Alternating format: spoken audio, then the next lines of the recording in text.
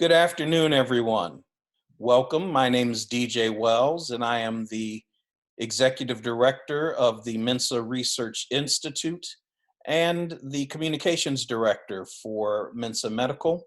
And you are joining us here this Thursday afternoon as we have regular conversations with Dr. Mensah and a number of special guests to discuss things that might be of concern to us as we continue to wrestle with this COVID-19 pandemic and shelter in place and all of the other things that go along with this new normal that we're dealing with these days.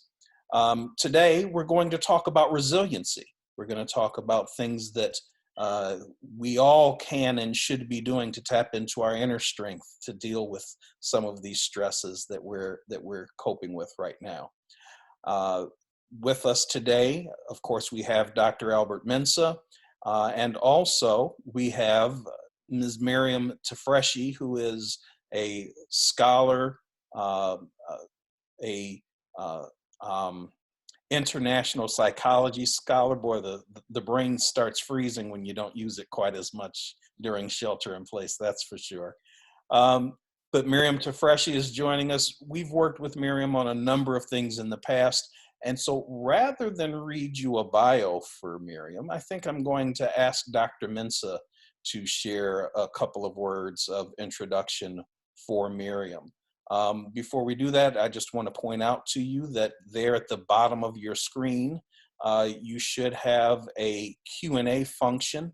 If you have questions while the webinar is going on, type your questions in. We're going to spend about 30-35 minutes letting Dr. Mensah and Ms. Tafreshi share some general insights with us. And then as you're typing your questions in towards the end of the broadcast, I'll go ahead and feed those questions to our two experts, and they'll answer your questions live during this broadcast. We're scheduled to go for about an hour. If we run a little bit over, then that's okay. So if you've got your questions, please get them to us and we'll try and get them answered right away. And so without any further ado, Dr. Mensah, welcome. And if you'd like to share a little bit about how we found Maryam so very many years ago. Thank you, Mr. Wells, and thank you for everybody who's tuning in. Listen, we are in for really a great treat today. The future Dr. Tafreshi is an amazing, amazing young lady and amazingly humble. This young lady is a dynamo, and she's responsible for bringing nutrient therapy as an introduction to the Middle East, literally. She found us, and she invited us and literally brought us over to the second annual Middle Eastern Psychological Association conference in Dubai. And it was a real treat to meet so many dynamic individuals. The president of the APA was there, and it really began a dialogue. It was sort of the seed for the dialogue what we're doing now, which is to bring psychologists and therapists and social workers together with medical personnel, doctors, nurses, in order to basically help more comprehensively treat and care for our patients. Maryam has got a tremendous perspective in international psychology. That is really her forte. She's a brilliant young lady. She's a mom, so she understands that as well. She's a married mom, I should say. I've had the pleasure of meeting her, at least her oldest son, and I won't give any names out, we'll keep privacy here. She's got great insight. She's got great perspective on what the global world of psychology is doing and how we can better meet the needs of individuals, even by way of region and location. So I'm really, really tickled pink that we have Maryam's wisdom and insight for us today. And please, I just want to say, please listen in, because she's got some great commentaries and discussions for you and for us. And somewhere in there, I'm sure I'll toss in a few things as I start thinking about things I've forgotten to say in the past. But welcome, Maryam. Thank you so much for coming today. let's go ahead and get you started. Thank you so much, Dr. Mensah and Mr. Wells, for your kind introduction. Hello, everybody. Thank you for joining today. I'm very humbled for Dr. Mensah having me as a guest speaker today. So I'm going to start sharing my screen here.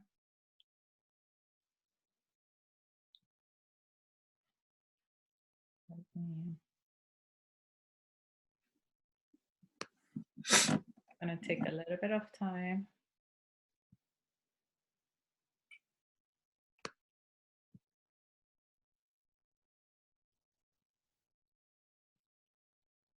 Okay, so today I'm going to talk about strength-based resilience, which is a topic that it's not often talked on the media, and something that we truly need in order to power through this difficult time and come out of it being healthy, having still a healthy body, healthy mind, or even better, a healthier body and healthier mind by taking advantage of the challenge that this time is offering to make us grow and heal within the process. So I put together this PowerPoint and talk for you based on the knowledge that I have gained from international psychology, which is my major of study, and positive psychology, which I have taken some courses by a wonderful mentor at the Chicago School of Professional Psychology, and also some of the experiences of my past that I felt there's some similarity between them and some of the challenges maybe people are facing today through this crisis. So the topics we're going to go through is our understanding the innate nature of human being, happiness, resiliency, sharing my past experiences, creating a generational cycle of positivity, and if we have time, a comparison about satisfaction versus happiness. So the human nature has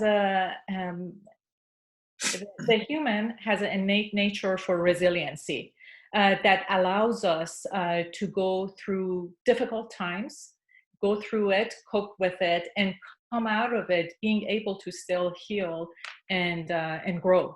So there's a psychiatrist who's a Harvard professor called Dr. Malika, and has a book about this, which I wrote down at the very end. He has been working with patients who have gone through trauma for over 30 years.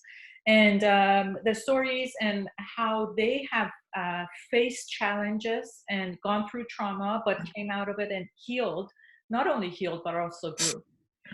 In international psychology, we're repeatedly reminded that there's a wisdom and inner resource that we all have. And as international psychology consultants or psychology counselors, if we can enable people to kind of realize that inner resource that they have, kind of tap into it, and also for us, try to know what are the outer resources that people have, introduce that to them. People by themselves can use this power within and the resources that are outside and solve the most difficult challenges and problems that they have.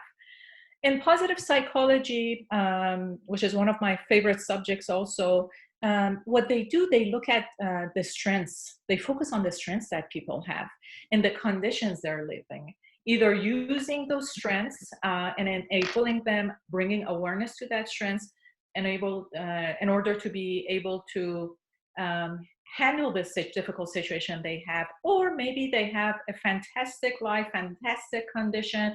They just want to know more about their strengths and use it to grow. So how can we increase our happiness? There's many research that have been conducted about happiness and how we can increase it in positive psychology. And Dr. Seligman, that you can see the name here, he's the father of positive psychology. So 3 things he has been mentioned is practicing gratitude, recognizing your strengths and the strengths of others, and using your strengths in a different way. And if you do this every day, and the more you do it during the day, or more frequently as the days passes, you're going to see the benefits of it.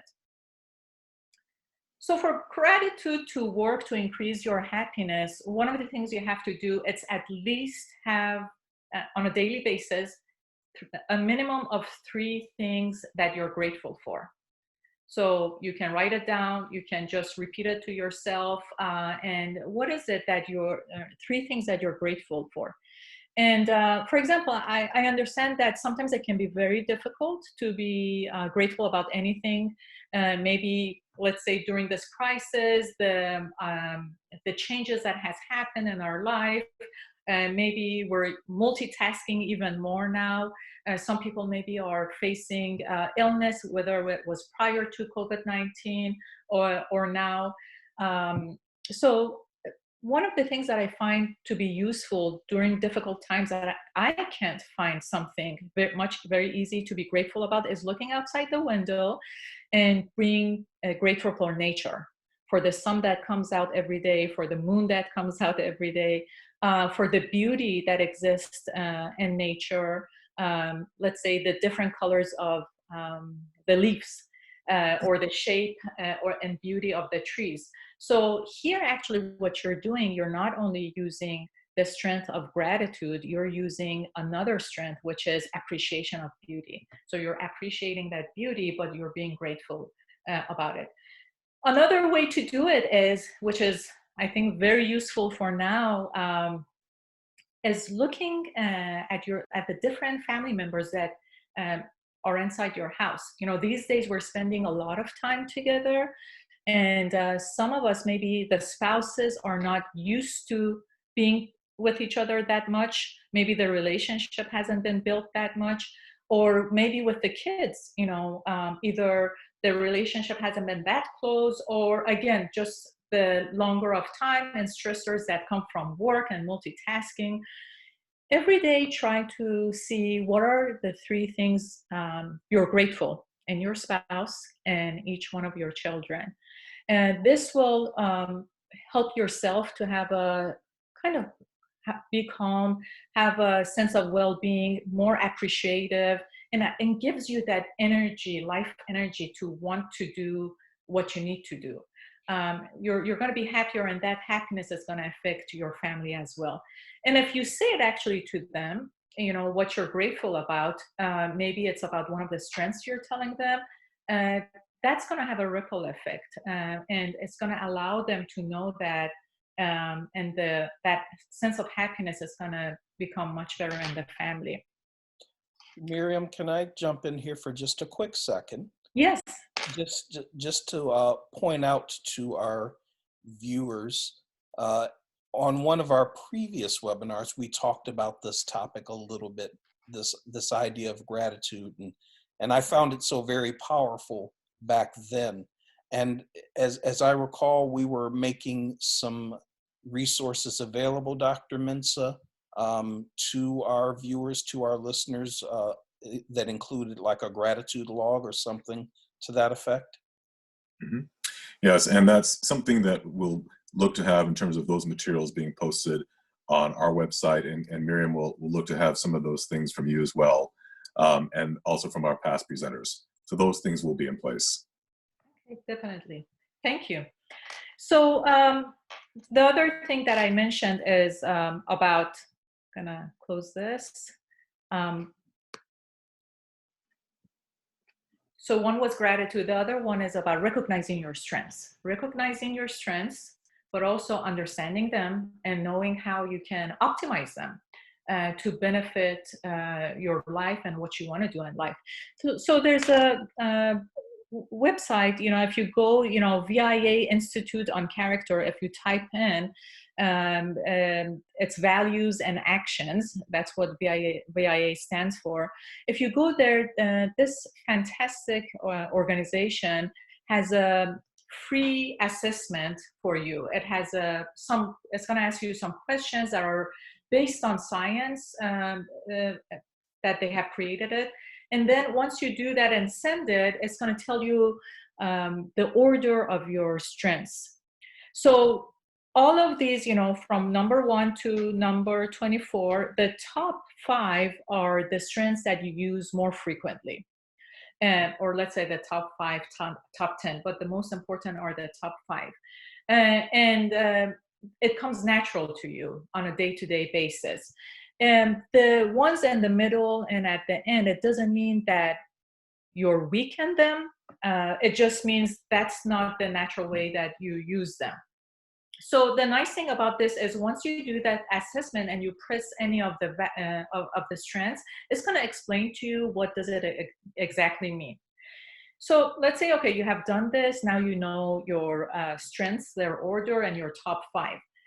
One thing that is very important is about knowing that our strengths are balanced, or is the strengths that we're using, is it balanced or not? For example, kindness.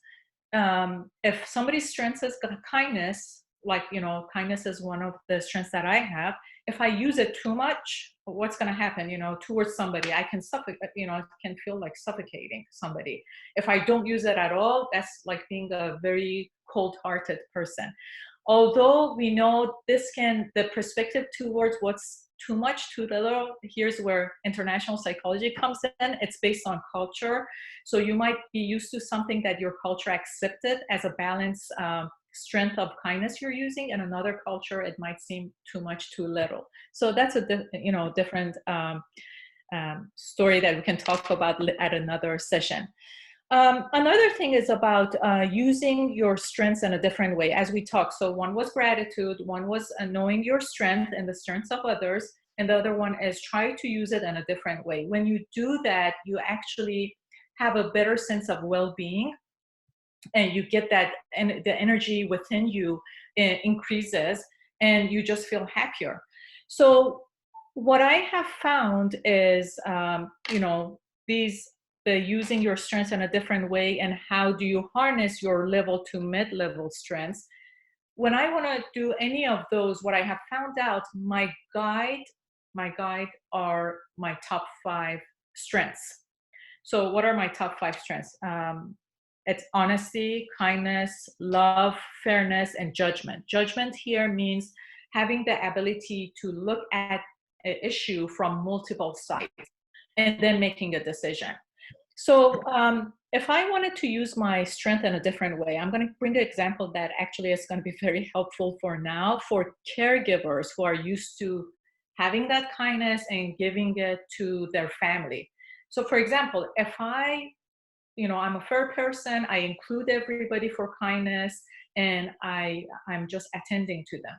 But if I put myself towards the end and I get so busy that often I start to forget myself, what happened here is, I'm actually looking from my strengths. I'm not being fair. I'm being fair to everybody, but not myself. I haven't included myself. So I'm using my judgment. I'm not being fair to myself, and I'm not using kindness to myself.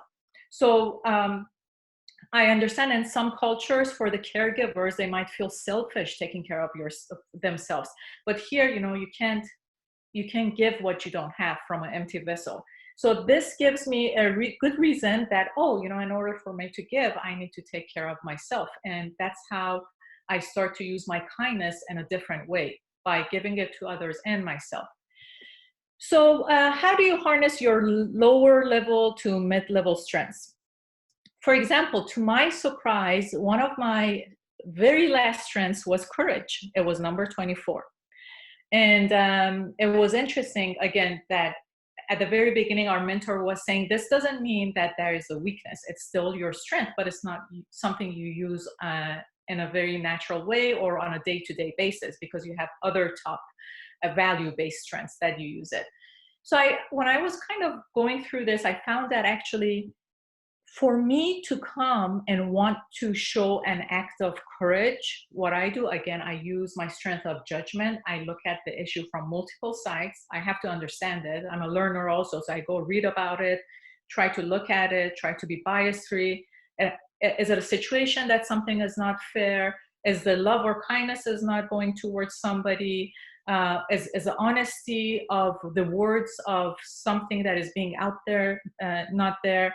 And again, as an international psychologist, I like to maximum the health of people and minimize harm, which is one of our principles. So based on that, what happens, all of a sudden that fire kicks in, and naturally I start showing an act of courage for what needs to be done, something that is of meaning and purpose for me. So another, at the very end, I'm sharing with you a link that VIA has provided during this time, which I'm very grateful to them. One post that it talks about, gives you idea, how can you use your 24 strengths in a different way considering the COVID-19 crisis we're going through. So sometimes you might be not using some of your strengths, and maybe you used to use it, now you're multitasking, you can't. A few of them that I can mention that are very important to use are humor, zest, and creativity. And why do I say that? For example, creativity. Right now we're at home for a long time and things can be kind of become maybe boring or kind of repetitive. So that sense of creativity, you know, allows you to bring some kind of excitement and happiness inside the house for yourself and for your family. Maybe, you know, people start not cooking for themselves, you know, and, you know, or if they cook, they don't feel like, you know, having a nice presentable dish for themselves or for their family. So trying to be creative, making a dish, doing the art, or creative about how you're going to use differently your strengths, or allow your family members you know, use their strengths in a different way. Zest, why is it important? Again, with this crisis and the negativity maybe we're hearing, or the words, you know, again, of cautious all the time we're hearing, you know, maybe that life energy is not there. So what is it that gives you that sense of life within you? Is it a music? Is it a dance that you like to do? Combine a few of them together. Not only use it for yourself, but spread it out. Spread that goodness to others. For example, it might be difficult. Oh, I don't feel like it. I'm not in the mood. But sometimes when you think bigger than yourself and want to help others, maybe then you would. For example, I find it that, for example, our adults used to always, they showed a lot of resiliency through life and brought happiness for us. And I felt, you know, now with them, a lot of them being older, or, you know, just the love that we have in connection, I wanted to do a part. I wanted to do something that they always did for us. So I started, you know, taking photos of what I cooked, or, you know, I started dancing and sending it to them. And it was very interesting. It just became viral. Now everybody is sending, either singing and sending a video to the family, or dancing. So you can become creative of what's appropriate in your culture and for your family and for yourself, and spread that sense of life energy. Another one is humor. We all know that in difficult times, one way to kind of mellow down the tension of something, even if we want to bring awareness, is to use humor, whether talking about a difficult thing in a humorous way, or just in general sharing humor. So that's a wonderful thing also to use.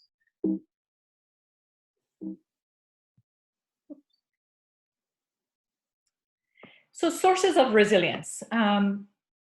What I would like you to do is think about what are the sources of resilience that you have learned, whether it's through your culture, your tradition, from your society, your community, your family, or, you know, sources of resiliency that are very unique to yourself, and you use them.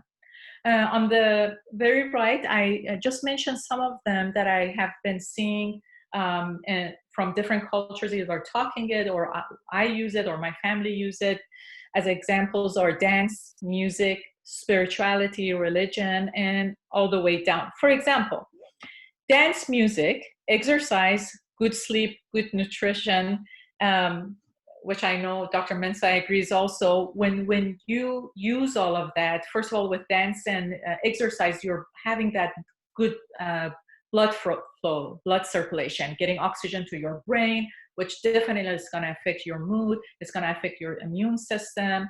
And having the good sleep definitely affects the mood and the body, and nutrition the same way. It positively affects the mood and body if you eat healthy, or if you're low in nutrients, which probably you have listened to Dr. Mensah. If not, listen to the earlier videos that he has had with his nutritionist about this topic.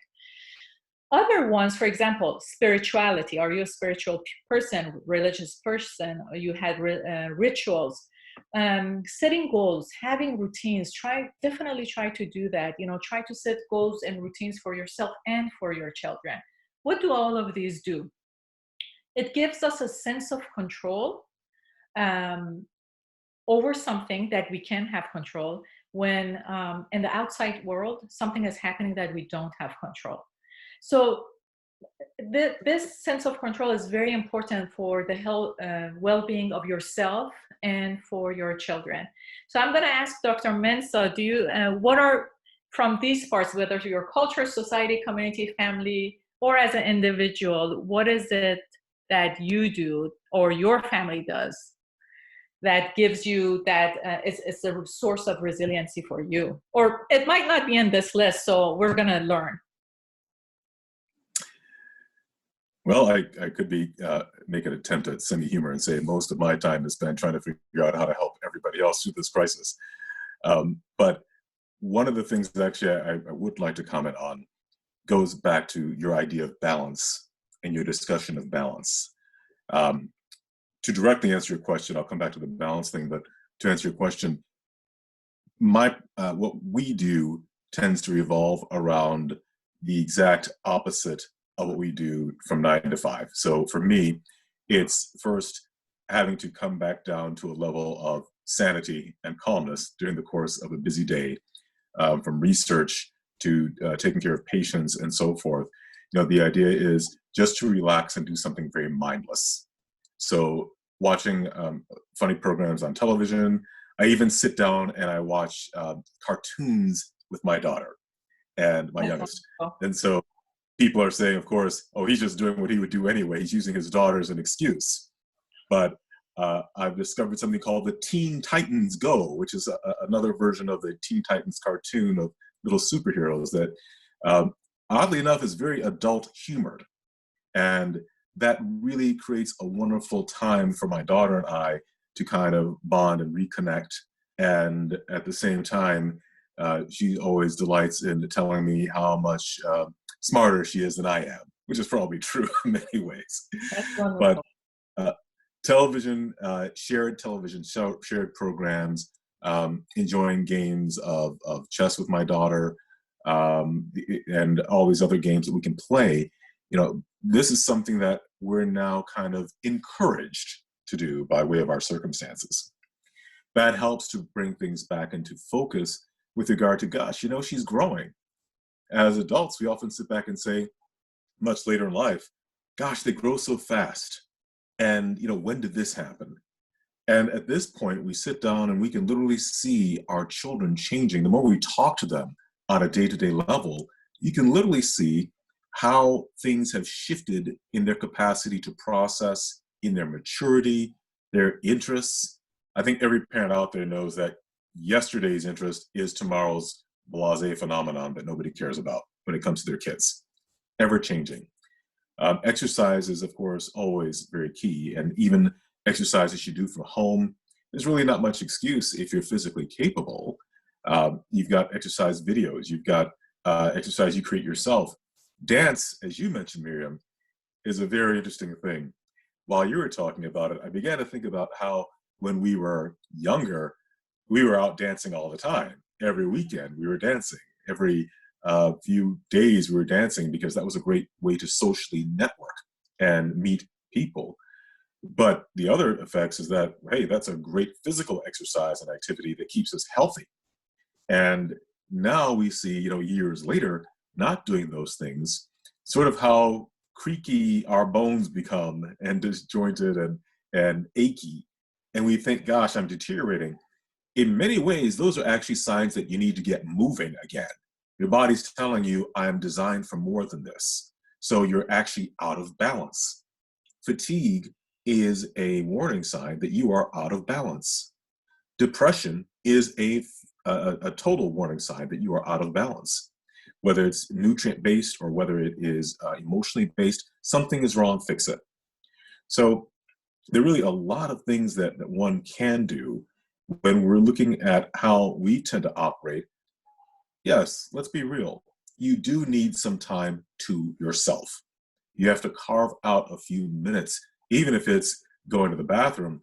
One of my colleagues told me he'll go into the bathroom and his wife will be wondering why he's been in there so long. Well, he's not actually using the bathroom for body functions. He's sitting there reading a magazine, and he says, this is the one place I can go to isolate myself from the family, from the kids, from everyone else.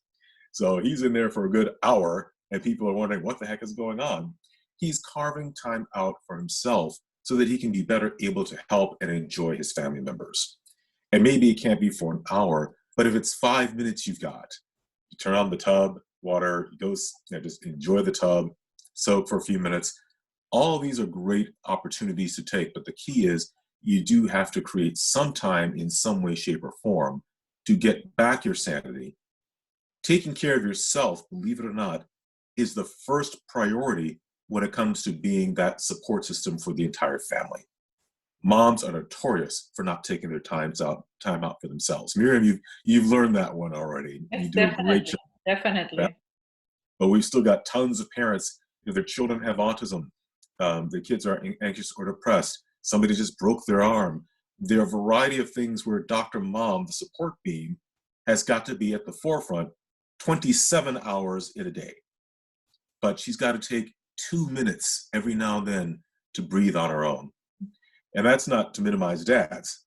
Dads we have our own issues and challenges, but we've all got to find whatever mechanism it is that gives us a moment of peace so that we can do better and better take care of our families and interact with our loved ones. That's right. Thank you so much. I'd like to add on what you just said about taking that time, whether it's 1 hour or few minutes, to kind of nourish ourselves, mind and body. And actually, it's based on research. Research says that just the anticipation, knowing that you have that 1 hour per week or 1 day per week or half a day per week, setting that time if it's possible, and getting help from your partner kind of to switch and give that time to each other. Just knowing that by itself raises the sense of well-being. And now later you're going to go enjoy it. That's a different thing also. Absolutely. At this time period also kind of teaches us we can't live for the weekend. We can't put everything off in terms of our own personal zone of regeneration for the weekend anymore, because almost every day now feels like a weekend except that we're working. So it's very important for us to realize, like many people have said, live for today in the sense that you've got to give yourself that break, that time for rejuvenation every day. That's how we're really designed. We work, but we've also got to play. We're working hard, but we have to relax on a daily basis. That's one of our goals. Maybe you and your spouse take turns and you say, listen, I need you to handle the house for 5 minutes while I go and do this. Can you do that? That's a good alternative as well to try to bring balance into the lives of family members. That's great. And another thing I would like to ask, this is a fantastic opportunity to, if the kids are at an appropriate age and are able to give them some chores to bring them in, because again, science has repeatedly shown that when kids feel that they're needed inside the house and they're doing something that is of benefit to the family, that is very fantastic for their well-being, for their confidence, and they can build it up. At the beginning, there was one book that I read that I loved so much, and I always try to remember, when you want to bring a change for your children and they start to, just nag, they don't want to do it. So you know what the book said? It said that nagging is a sign that they're going to accept. So I always remind myself, if they're nagging, they don't want to do it, or they say, why? It's like, oh, you know what? They're going into that process of accepting, so it's working. So kind of I encourage myself. But, it was interesting. I was, we have three children, and our kids, like when they were seeing me getting very tired, because again, now everybody is home, and if the kids are older and, they're teenagers, you have to count them as three. They're not just one person, and you're cooking more. And and there was a day that I was just exhausted, from 4 p.m. I was just done. And my son was saying, why don't you tell us? If you tell us that you need help, we're going to help you. But if you don't say anything, we think you're okay. It's like, oh, you know what? I never thought about that, because as moms, you always try, or caregivers, you kind of read everybody and try to see their needs, but you forgot that sometimes other family members, that's not how they function. They need to hear it. So I was very grateful to hear that from my son, and I am giving them chores and enjoying it. Prime example of supermom. Yeah. All the others, everyone, taking care of Thank everyone you. else and forgetting you do get tired as well. Definitely. So I hope, if there are caregivers listening to this, sometimes we need the permission from somebody, that it's okay, you need to do this, and you're going to function better for yourself and for your family. So some of the lessons I learned from my past challenges, that I kind of saw some similarities here. And two of them I didn't mention, that everybody goes through, a sense of anxiety, a sense of low mood. Those are, some of the natural emotions people feel. Loss of loved ones that I had. And actually this in 2019, I lost like 6 people. It's like, how do you give meaning to that? How do you want to go through that resiliency, which that's an interesting thing. If anybody wants, at the very end, I'll say it. Disruption of identity. I hear a lot, one, loss of loved ones, we hear maybe people have lost loved ones this past year before COVID-19, or are losing some either due to COVID-19 or other health issues, or just age. Or, for example, loss of identity is when people lose their jobs. There are many people who are losing this job. That's one way that they can lose it. Or maybe they got a divorce. That's another way. There's a disruption of identity. I like that word better. People who migrate, maybe some people just migrated just before, or expatriates. I have an expatriate because of my husband's job, lived in many different countries. So that sense of identity gets disrupted, which is a loss. So one thing I would like to say is, when you feel emotions, whether it's grieving because of the losses you have had, or sense of anxiety, a sense of low mood, try, we have positive, as human beings, we're supposed to feel positive and negative emotions. They're trying to kind of communicate with us and tell us that there's something we need to do. So it's very important for us to kind of use the wisdom that is inside these emotions, and instead of kind of being afraid and pushing it back, or trying to kind of sweep it under the carpet, or ignoring it, because that's going to come back to you at some point.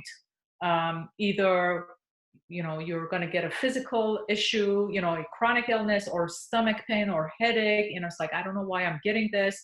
You haven't dealt with your emotions.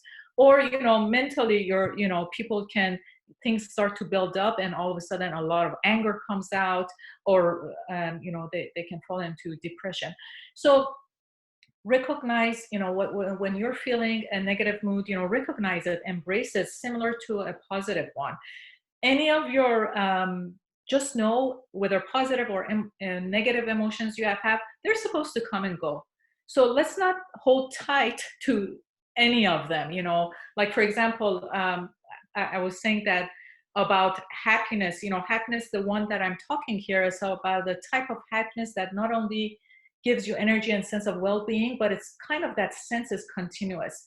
Another type is just immediate happiness for the moment, that doesn't last much, or sometimes there are some that actually has a negative effect, because let's say drinking too much, at that time, or we're feeling that we're excited, but at the later, it doesn't have that effect, or affects us negatively. So just know, they have an energy for us and telling us something. Anxiety, I hear, and low mood. I wish I heard low mood a little bit more from parents. They're using the word depression when their child is actually not depressed. They're having a low mood, maybe because of the changes, or anxiety because now they have to learn how to do things on their laptop, studying instead of outside. First of all, let's be careful with the words, intensity of the words we use. You know, if it's a little bit of fear, let's not call it phobia. If it's a little bit of low mood, let's not call it depression. Just know trust your child. You know, this is a fantastic time. I remember we were in university and some of the students were telling one of our professors, oh, we're feeling so anxious. We're feeling so anxious because of the test coming. He said, you know, it's okay that you feel that. It's actually good for you. Use the energy as telling you you can't just go and watch TV or just relax for yourself. It's telling you need to go have a plan and get started and do something. And I'm sure your children can use that energy and slowly from the unknown, once they start to act, plan what to do, the unknown becomes known and they're going to be okay. One of the promises that I have made on the right side, very end, it's about maximizing health, minimizing harm. First of all, this is a principle that we have in international psychology, but I have made this promise based on experience. Maybe if I didn't handle something very well because it was extreme, I made a decision. I will never let anything or anybody or any condition hit me extremely hard to the point that I'm going to get sick. And I'm going to use, and how do I do? You know, I'm a human being. It can become difficult and I can be grieving or I can be crying, which actually that's something I wanted to say. If you need to cry, please cry. Physiologically, it has benefits for you, for your body and for your mind, and it allows you to move forward. But I'm going to use my strengths. I'm going to use the lessons from the past and take good care of myself. And, you know, this is my mission also. You know, I'm an advocate for global mental and physical health, and my mission is to maximize the health of others and minimize harm to them. For war, I wanted to say the similarity I see. I lived in Iran. I am from Iran, so I'm Iranian American. I lived in the war that was between Iran and Iraq for 8 years. 8 years is a long time. How long have we been in quarantine? 8 years is a long time. So similarities I see as uncertainty, danger, shortage or lack of resources. Just, you know, here it was, you know, toilet paper, I believe, but over there it was about food. And we had to have coupons to go even get our oil, and lack of control. You know, we have no control about the war to stop it. One thing I'm extremely, extremely thankful is to our adults. First of all, my parents, my mom, my dad, and the loved ones, adults, loved ones around us. When I look back now, during that time it was normal, but when I look back is they were resilient. They were not trying to lie to us. They were not trying to hide anything from us. They would listen to the news and try to do what was needed. For example, if we needed the lights go off or siren goes off, how to go take shelter, which, you know, 8 years we did it a lot, or, you know, tape the windows so they don't shatter when the bomb goes down. So we were being informed and we know that the danger can be there, but we would still dance. They would still dance. They would laugh. They were thinking bigger than themselves. They were thinking about the youngsters, their mental health. Not only the war, even the losses I have seen some of them had, not, you know, prior or after, or maybe the illnesses they went through prior or after. They were resilient. They were always looking out, how can I make sure the children are okay? And you know, so I'm thankful for how they handled this. One example I want to bring is we had goals and we had routines. We had to go to school. I remember exactly in third year of high school, we had 50 people in our house because the city in Tehran was very dangerous. So they came to the city that we were living. So family is there, siren goes on, lights are off. We had to study. Me and my cousin had to study for a physics exam the next day we had. And lights were off. So we had this small light studying difficult physics and going to the exam, getting ready, going to exam. So it was difficult, but it taught us, and that brings me to next slide, actually. They, during that time, yes, war is not great. This crisis of COVID is not great, but we can't control it. But can we take advantage of it to become more resilient? Because challenges in life are going to come one way or another. So I cherish, at least during that time, while I was secure in our house, and having that security of the parental care, they taught us by being great role models, not only just by talking, by acting, how to be resilient and go through, which some of them were the resources that I told you in the previous slide. So what I'm going to ask, I hope this this presentation is going to give you some resources from within and from outside, not only for you, but also for you to be able to activate that greatness and resiliency in your children and the strengths in them or in your spouse. By one thing that I forgot to mention is by mentioning it to them. We have these greatness in ourselves that are like seeds. When you mention it to them, it's like watering it, and it starts to flourish. So any little thing they do, and sometimes it's difficult to find it, find that greatness in them and mention it to them. It's going to grow. So I'm hoping that, we know positivity is contagious. So let's try to be positively contagious, serve ourselves and humanity, and hopefully we kind of fill in the bucket of resiliency for our children. What they taught us in the past, go and kind of think, what is it that your community, your culture, your parents taught you in the past? Kind of that's the some of the tools that you have now. How can you build on it with some of the knowledge we're getting now, or maybe in different forms, and kind of pass that on to your children? So hopefully when they're away from you, you have this peace of mind that they're going to be okay. They have tools to take care of themselves and go through the difficulties. This last page, either, whether later you're going to go to the YouTube and you can see it, or, you want to take a photo. The first one is the VIA Institute on Character. I told you, go to that page. The free assessment is there. And then the other one is, if you type that, that title, you can see they talk about creative ways of how to use your strengths to take care of yourself.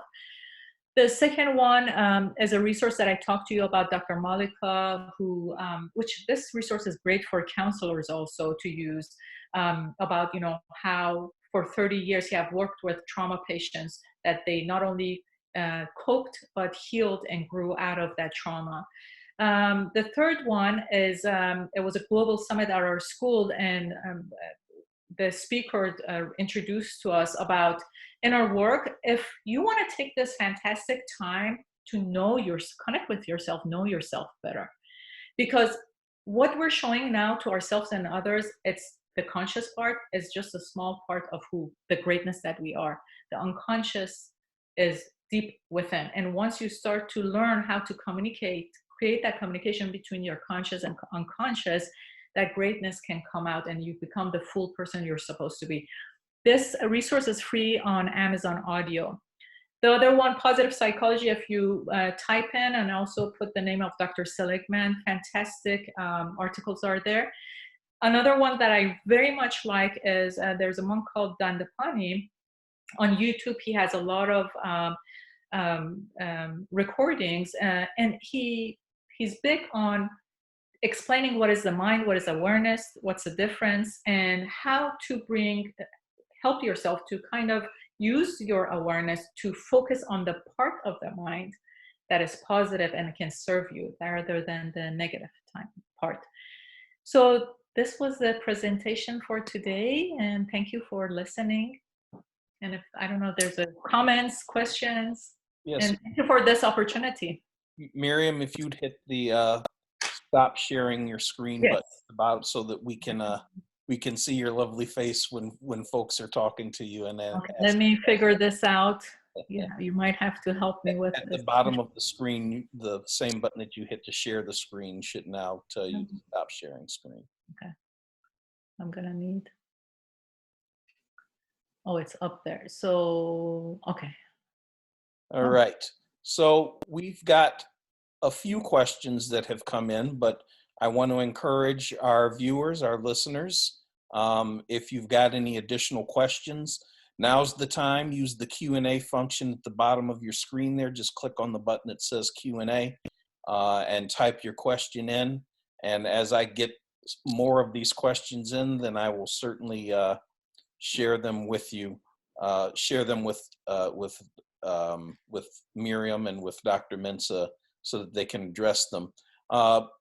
Couple of questions that have trickled in so far. And before I even ask this first question, I just want to say that I can personally verify that Dr. Mensah does watch cartoons for reasons other than being with his daughter. But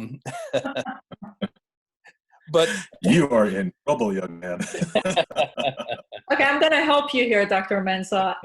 I love Scooby-Doo, and my kids know if they put it on, I'm gonna go there and watch it with them. That's my weakness. And I was always worried, actually, as a kid, what if I grow up and it's bad for me, to watch cartoon? And I love it. It's not bad. So absolutely, and I agree with you, Dr. Mensah, that so much of the humor in those cartoons much of the humor is geared towards an adult audience, so that because they recognize that so many adults are watching those cartoons with their children. And I have to say that I certainly watch my fair share of Disney movies, so I'm right there with you. But I loved your discussion, Dr. Mensah, regarding doing something that's mindless to kind of allow yourself to regenerate and to achieve some balance. But I got an interesting question here from one of our viewers asking, can we go overboard with that? Can we settle into procrastination, and especially during this time of reduced activity, where we're not going out as often, where we're not going to work? Can doing mindless things become too much of a habit, maybe? Miriam. First of, two things. One that you were mentioning, sometimes it's actually great not to think about anything. And I think in our society, one of the things that is happening, which now, okay, COVID-19 is not good, this crisis is not good, but I'm grateful for the opportunity that is bringing is kind of think about it. We're rushing our kids. Our kids are going from, for example, one thing to another. The sense of value that we're giving them, it's based on achievement, not on themselves. We're taking away the time to rest for them and for ourselves. And in the old days, I remember as families around 4 or 5, there was the dinner time, everybody would come, a very good time. You were allowed to rest and relax and watch a movie or do nothing. Actually, it's fantastic when you start to do nothing, and it helps you with your creativity. Doing something all the time, like for example, I get busy and then I go on my phone, or kids are studying and say, okay, let me go on my phone. They think they're relaxing, but their mind is not relaxing. Meditation, when you do meditation, you're really doing nothing. So in order for our mind to, we're losing that sense of creativity. We're losing that sense of allowing ourselves to relax. And then we get anxious. Oh, you know what? I didn't do anything. I'm wasting my time. I think this is a time to learn. And for now, it's okay. We might be, sometimes when we procrastinate, back in your mind, actually, you're thinking about what to do. And it's giving you that time to kind of process, to do better later. We might have a little bit more time right now and do what we need to do, and just embrace it, because later we're not going to have this time. And I'm sure once life starts the way it was, we're going to start doing things differently. So that's my input. Thank you, Miriam. Very interesting.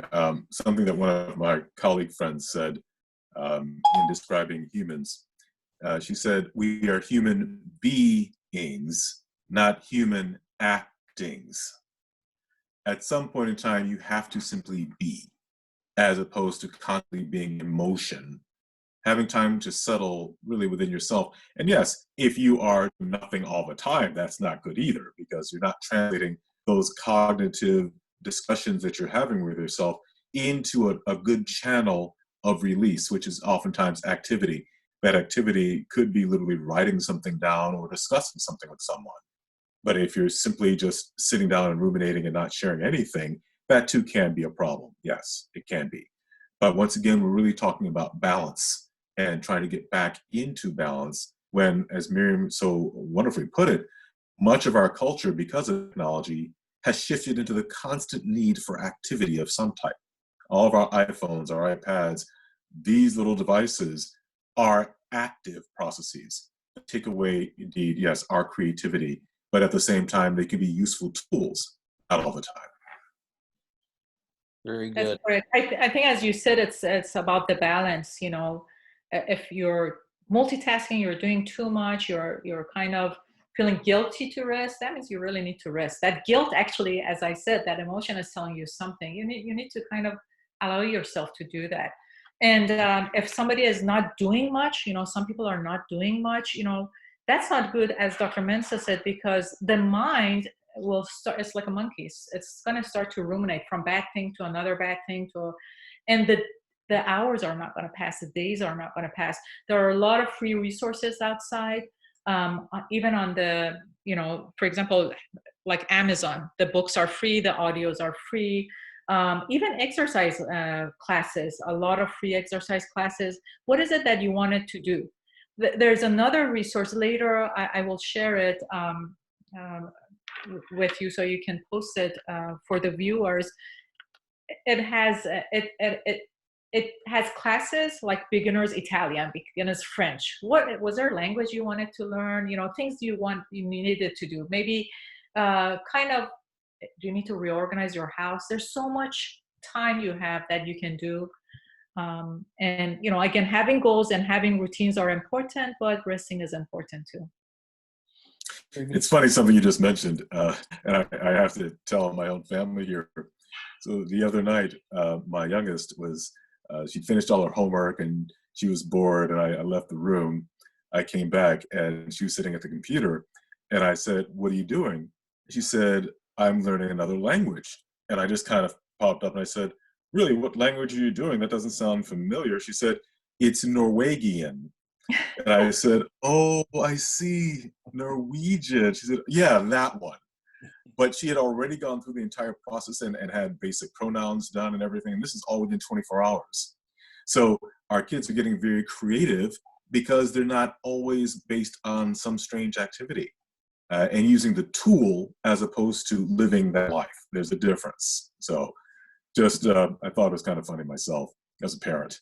Yeah, that's correct. And I think we have been signing our kids in too many structured activity that somebody else is telling them something. And then we come and talk about leadership. How do we want our kids to become leaders when we don't give them that creative time? So one of the things, we have one younger son, and I just decided, oh, you know what? How can I kind of bring out that strength of creativity in him? So I told him, every time, okay, he does his studies or you play electronic or whatever, you're going to go and do something that is creative per day. And also get something done in your room. What are the books you're not going to read? Okay, like you have 2 libraries, each have 3 shelves. That's too much for him. 1 is too much. What about a shelf a day? Do that. So he went and did that, took some books out that, it was for when he was younger. And he found something to be creative, something, he's building something now. And he's very happy. So yeah, Excellent. just helping, we should help the kids, maybe that's a tool other parents can use, ask them to do something creative that they. Miriam, that gets at the other question that has been sent in by a viewer right now. And just to let folks know, we're about to wrap things up. So if you've got any more questions, get them to me quickly. But the last question that I've got here in the queue actually speaks to the story that you were telling before about the adults in your life that were examples of resiliency. And you're just saying now we can help our children find their creativity and the like.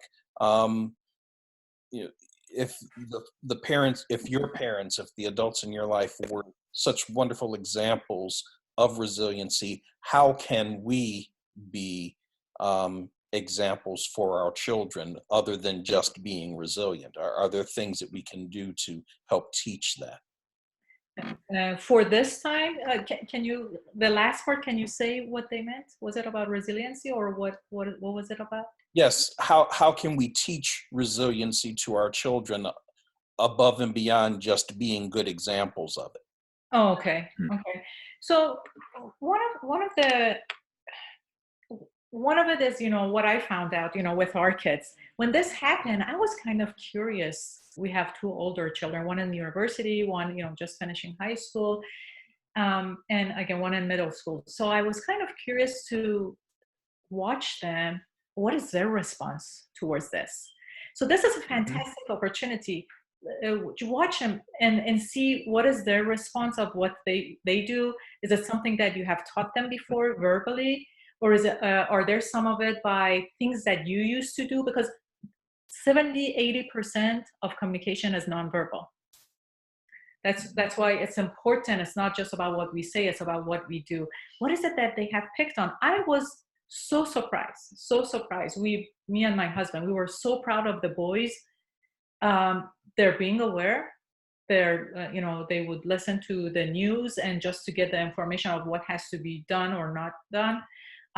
They made decision that, for example, some of the other friends, for one of them didn't, for example, canceling a trip that he was going to have for his vacation in March, because he thought that's the right thing. And the health in the media, they're talking that you should not travel, it's better not to do that, and have the social distancing. They're studying very hard. They're when I started to talk to them, and they're putting goals.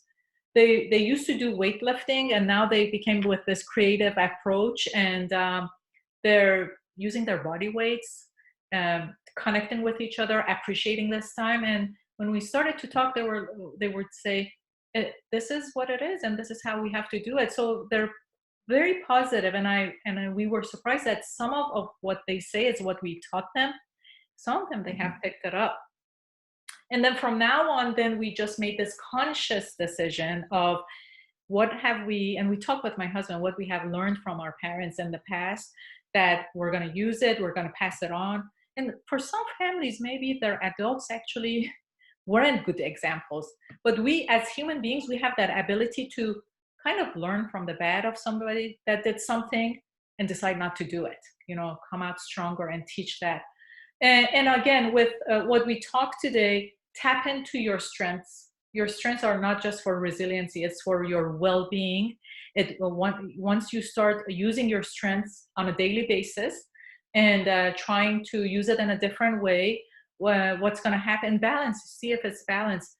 You're going to feel a sense of wellness and sense of energy, life energy. Sometimes you have to attend to your body so your mind gets energized. Sometimes it's through your mind, you get that physical energy. And I'm working on empowerment of women, and I heard this repeatedly from the participants about the power of the mind that fuels that energy that the body wants to do something. Or if you don't feel that sense of empowerment, then you don't.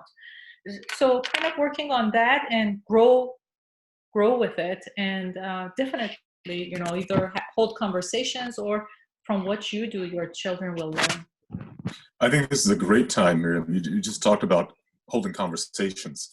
And this is a fabulous time to talk to your kids, especially the younger ones, about what their perspective is on this entire situation. Yes. This is a time where they're now being limited in many different directions that they're not used to.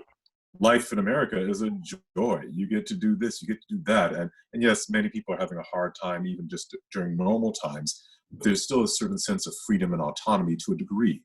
Now that's changing. And it's important to talk to our kids and let them share with you what it is they're really understanding about this, how they're feeling. And in that process, you're actually helping them to develop resiliency. They're beginning to understand boundaries and change and how you respond to it. And even more, you're giving them a wonderfully powerful outlook by sharing with them, this too will pass. We're going to get over this. And here's how we're making, what is it, lemonade out of lemons, right?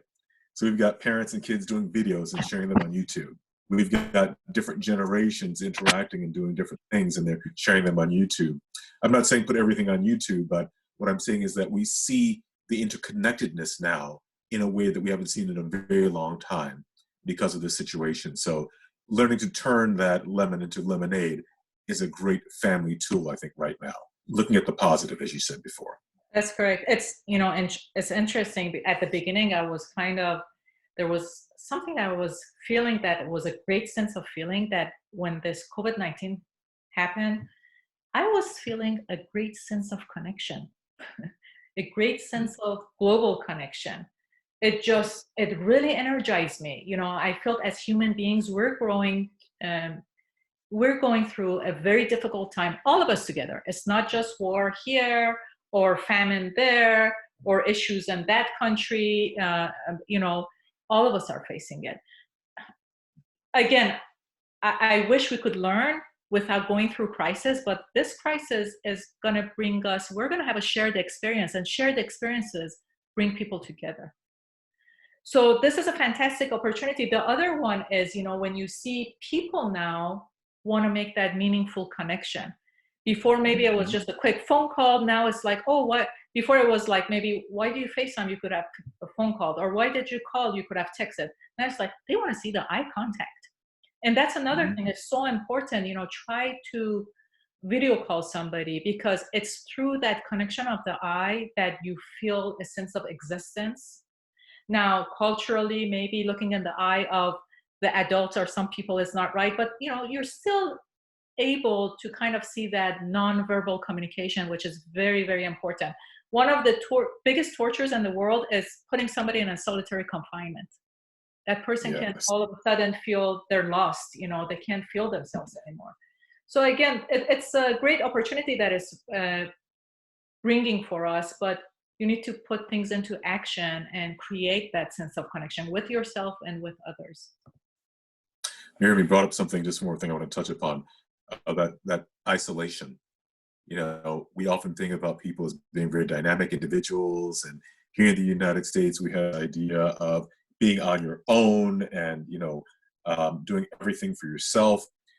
Folks, when these kinds of situations happen, even our children who are living in their own apartments by themselves, maybe their significant others aren't with them, they're with their families or they're alone, this can be a very, very depressive time for them.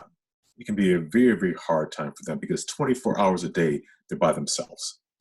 This is where those video calls that Maryam is talking about, even talking on the telephone, whatever source of checking in and sharing is like a lifeline to people now. It was very common. We took it for granted before because we could get out and intermingle and so forth. But please, if you know of anyone, just because they're young doesn't mean they're immune. Certainly our seniors, this is a much more difficult time for them as well. So whether it's Mom or Aunt Susie or Uncle Fred, give them a call through FaceTime, give them a FaceTime. Maryam is absolutely right. This is a time to help share with individuals, even casual acquaintances, just a hello can mean the world to them. So please share of yourselves in many ways. Definitely. And remind the children. I go and tell my children, you guys are in connection. Or if I know that they are, it's like, oh, are you guys video calling? It would be great, to do that so you can see each other. So sometimes we just need a reminder. We don't think about it, of some of the greatness that some of these acts that we do bring us. And as you said, for older adults, for example, for grandparents, we try to make sure that when we video call, it's not just, for example, me talking to my parents or my husband talking to his parents. Definitely we bring the kids because we know grandparents need that energy. And also it's fantastic for our kids to do that. Absolutely. Outstanding. This has been powerful stuff. And Maryam, thank you so much for spending time with us today. Thank you for inviting me. And It was an honor to be here. and we very much like to have you back again. In fact, we let our viewers know that we are actually planning on having Maryam come back and join us again in a few weeks. We'll be coming to you every week with another topic to help us cope with COVID. Next week, we've actually, because of scheduling difficulties, we've had to shift our program next week from Thursday to Friday. We'll be meeting at the same time, Friday at 4 o'clock, but we'll be talking with Dr. Deanza Spalding, who will talk to us about a very important issue, something that we've seen more and more in the media, and that's the rise of cases or instances of domestic violence during this time when we're forced to shelter in place. So please do join us again next week on Friday. And then the following Thursday, we'll be meeting with a specialist on Dr. Patrice Lopez, who will talk to us about children with special needs as they are kind of forced into the shelter in place phenomenon as well. And then we'll ask Maryam to join us again, also with Dr. Lopez the week after that. Perez, yes. Did I say Lopez? I'm so sorry. That's okay. You're having many guests, so. Yes, exactly. But we'll have Maryam back with us in a couple of weeks to talk about the international elements. She shared with us a little bit earlier today about some of the cultural differences and some of the wisdom that comes from her study of international psychology and how we can apply that to this COVID pandemic as well. So we encourage you to join us for the next 3 weeks. Again, next week on Friday, and then the following 2 weeks on Thursday, same time, join us. We will have this video posted on our YouTube channel and links to it on our Mensah Medical Facebook page, so that if you want to go back and look at some of the slides that Maryam presented today, you can call it up that way and access those slides. Certainly, we encourage you to share if any of this information that you've heard today resonates with you. Share it with your friends, share it with your family, encourage them to go take a look as well. Those videos should be up and available to you later on this evening or early tomorrow morning. Again, Dr. Mensah, Maryam Tafreshi, thank you so much for spending time with us today. And thanks to all of you who tuned in, and stay safe out there. Maryam, thank you again. Take care. Thank you so much. Bye-bye, everybody. Bye-bye.